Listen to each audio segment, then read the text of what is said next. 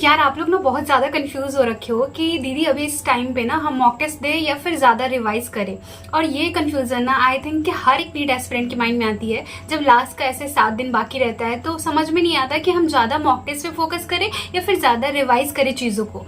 लेकिन मैं तुमको बता दूं, ये दोनों चीजें ना बहुत ज्यादा इंपॉर्टेंट है एंड इस दोनों चीजों की अपनी इंपॉर्टेंस है। अगर तुम मॉक टेस्ट प्रॉपर्ली नहीं लगाओगे तो तुम्हें पता ही नहीं लगेगा कि तुम लैग कहाँ कर रहे हो, कौन से पॉइंट पे तुम्हारी कमी रह गई है एंड कौन सा चैप्टर तुम्हारा अच्छे से प्रिपेयर नहीं हुआ है। अगर तुम प्रॉपर्ली रिवाइज नहीं करोगे तो तुम मॉक टेस्ट के लिए भी रेडी नहीं होगे एंड साथ ही साथ तुम्हारे दिमाग में ना सारी चीजें फिट भी नहीं हो पाएंगी नीट एग्जाम में बैठने के लिए। तो दोनों चीजों की अपनी अपनी इंपॉर्टेंस है, मॉक टेस्ट की भी एंड रिविजन की भी। होता क्या है कि लास्ट का जब बहुत कम दिन बाकी रहता है ना, तो कंफ्यूजन होने लगता है कि हम ज्यादा मॉक टेस्ट पे फोकस करें या फिर ज्यादा हम चीजों को रिवाइज करने में अपना टाइम दें।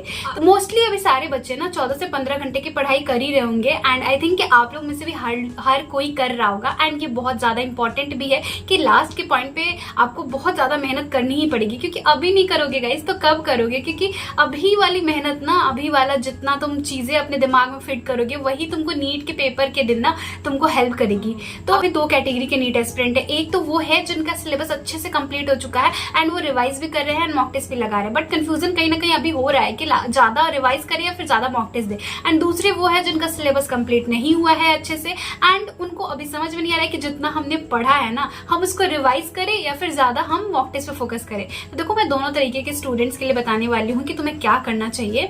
देखो, जिनका सिलेबस अच्छे से कंप्लीट हो गया है, सब कुछ पढ़ के बहुत ही अच्छे से हो चुका है एंड अभी इस पॉइंट पे ना वो सिर्फ रिविजन एंड मॉक टेस्ट पे फोकस कर रहे हैं, बट ज्यादा किस पे फोकस करे, तो देखो तुमको ना क्या करना है कि अल्टरनेट डे पे एक मॉक टेस्ट लगाना है। क्योंकि तुमने सब कुछ पढ़ लिया है ना, तो पढ़े हुए चीजों को ना इवेल्युएट करने के लिए अपने आप को कि तुमने ना अपने माइंड में फिट कर पाए हो एंड कौन सी जगह पे तुम्हारी कमी रह जा रही है, इन सब चीजों को फाइंड आउट करने के लिए तुमको मॉक टेस्ट लगाना ही पड़ेगा एंड तभी तुमको अपनी कमियां पता लगेंगी, सो दैट तुम ये बाकी 7 दिन में उन सब चीजों पे काम कर पाओ। तो तुम एक दिन पूरे अच्छे से रिवाइज करो पूरे सिलेबस को एंड अगले दिन तुम मॉक टेस्ट लगा लो। एंड मॉक टेस्ट लगा के सिर्फ रखना मत, अच्छे से उसको एनालाइज भी कर लेना। तो तुम्हारा शेड्यूल क्या रहेगा 7 दिन का, तुम एक दिन पूरा अच्छे से रिवाइज करोगे, अगले दिन तुम मॉक टेस्ट लगा लेना। एंड मॉक टेस्ट जिस दिन लगाते हो, ऐसा नहीं है कि पूरा दिन ही मॉक टेस्ट में निकल जाएगा, तुम्हारा कुछ ना कुछ टाइम बचेगा ही उस दिन। मॉक टेस्ट में ज्यादा से ज्यादा 4 से 5 घंटे लगेंगे पूरे अच्छे से मॉक टेस्ट देने के साथ साथ उसके एनालिसिस में। तो 5 घंटे मॉक टेस्ट में देने के बाद जो तुम्हारे पास 8-9 घंटे बचेंगे ना, इसमें तुम अच्छे से रिवाइज भी कर सकते हो बाकी उस दिन का जो भी तुम्हारे शेड्यूल में रहेगा उस सारी चीजों को। तो इस तरीके से उनको करना है जो कि अपना सिलेबस कंप्लीट कर चुके हैं। बट वो बच्चे जिनका सिलेबस अभी तक नहीं कंप्लीट हुआ है एंड कहीं ना कहीं वो अभी सिलेबस भी पढ़ रहे हैं, साथ ही में रिवाइज भी कर रहे हैं एंड अब उनको ये लग रहा है कि अब हम मॉक टेस्ट किस तरीके से दें, हमें तो टाइम ही नहीं मिल रहा है। तो पहली चीज मैं तुम्हें बता दूं कि तुमने जितना पढ़ लिया है ना, अब उसी पे स्टॉप कर दो, नया कुछ भी पढ़ने की जरूरत नहीं है, क्योंकि कुछ भी नया पढ़ने से ना अब कुछ नहीं होने वाला है। वो सारी इन्फॉर्मेशन तुम्हारे दिमाग में नहीं रह पाएंगी। तो जितना पढ़ा है उसी पे अभी स्टैंड रहो एंड उसी को अच्छे से रिवाइज करो। तुम लोग क्या करो, ज्यादा मॉक टेस्ट देने की जरूरत नहीं है, तुम लोग ना अभी बाकी के लास्ट के 7 डेज में मात्र 3 मॉक टेस्ट लगाओ, सो दैट कि तुम फाइंड आउट कर पाओ कि क्या कमी रह रही है। ओएमआर की प्रैक्टिस हो जाए तुम्हारी साथ ही साथ एंड बबलिंग की प्रैक्टिस हो जाए, टाइम मैनेजमेंट तुम अच्छे से सीख जाओ। तो इसके लिए कम से कम तुमको 3 मॉक टेस्ट तो लगाना ही पड़ेगा। ऐसा मत सोचना कि बिना मॉक टेस्ट दिए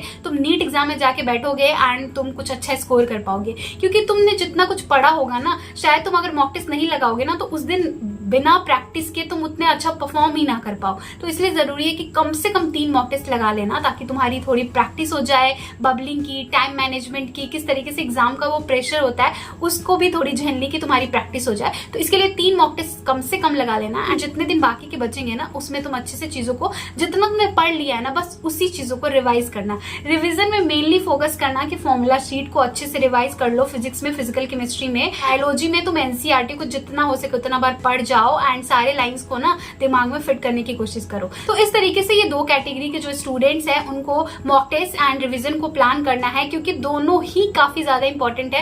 एंड मैं ऐसा नहीं बोल सकती कि आप सिर्फ और सिर्फ रिवाइज करो एंड मॉक टेस्ट छोड़ दो, या फिर सिर्फ और सिर्फ मॉक टेस्ट दो एंड रिवीजन छोड़ दो, क्योंकि दोनों ही काफी ज्यादा इंपॉर्टेंट हो जाते हैं एंड इस दोनों के बिना ना आप नीट में अच्छा स्कोर नहीं कर पाओगे। ठीक है, तो इस तरीके से प्लान करो एंड मैंने भी इसी तरीके से किया था। लास्ट का जब 7 दिन बाकी था तो मैं तो डेली एक मॉक टेस्ट पेपर लगाती थी। तो जो लोग की तैयारी ना बहुत अच्छे से हो गई होती है एंड उनका सिलेबस बहुत अच्छे से कंप्लीट होता है, तो डेली एक मॉक टेस्ट लगा सकते हैं गाइस, क्योंकि मॉक टेस्ट देने में ना आपको 5 घंटा लगेगा, ज्यादा से ज्यादा 5 से 6 घंटे लगेंगे, लेकिन उसके बाद भी 6-7 घंटा बाकी रहेगा आपके हाथ में, जिसमें कि आप चीजों को रिवाइज कर सकते हो। ठीक है, तो इस तरीके से चलो। एंड मॉक टेस्ट को इग्नोर तो बिल्कुल भी मत करो, मॉक टेस्ट जरूर लगा के जाना। जिनका नहीं हुआ सिलेबस कंप्लीट, वो कम से कम 3 जरूर लगा के जाना, जो मैं आपको बता रही हूँ।